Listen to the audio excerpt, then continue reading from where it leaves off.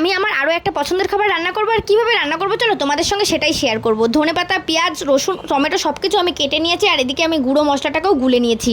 আমি 500 গ্রাম লোটে মাছকে ভালো করে পরিষ্কার করে ধুয়ে কেটে নিয়েছি, আর অল্প কিছু মাছ এখানে হলুদ লবণ দিয়ে মেখে আমি ভেজে নেব। আমার এই ভাজা মাছটা খেতেও অনেক ভালো লাগে। অনেকেই আছে যারা লোটে মাছটা পছন্দ করে না, তারা হয়তো আসলে জানেই না যে লোটে মাছের কত উপকার। ভাজা মাছের তেলের মধ্যে আমি জিরে আর শুকনো লঙ্কা ফোড়ন দিয়ে বাদবাকি উপকরণগুলোকেও ভেজে নেবো। আর চলো ভাজা হতে হতে তোমাদেরকেও বলি যে লোটে মাছের কী কী গুণ আছে। আমাদের শরীরে হিমোগ্লোবিন তৈরি করতে ভীষণভাবে সাহায্য করে এই লোটে মাছ। তাছাড়াও ব্রেনের সক্ষমতা বৃদ্ধি করে, হাড় ও দাঁতকে শক্ত করে, আর দৃষ্টিশক্তি নিয়ে তো কোনো কথাই হবে না, দৃষ্টিশক্তি বৃদ্ধিতেও অনেক সাহায্য করে।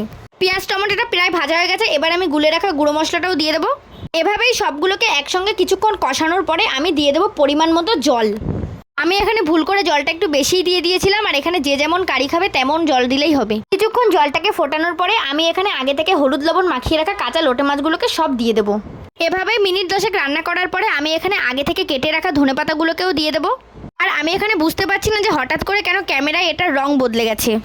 মাছটা এবার হয়ে গেছে, এবার আমি দিয়ে দেবো গরম মশলা। গরম মশলা দিয়ে নেড়েচেড়ে নামিয়ে নিলেই রেডি লোটের রেসিপি। তোমাদের ভিডিওটা কেমন লাগলো অবশ্যই জানিও। বাই।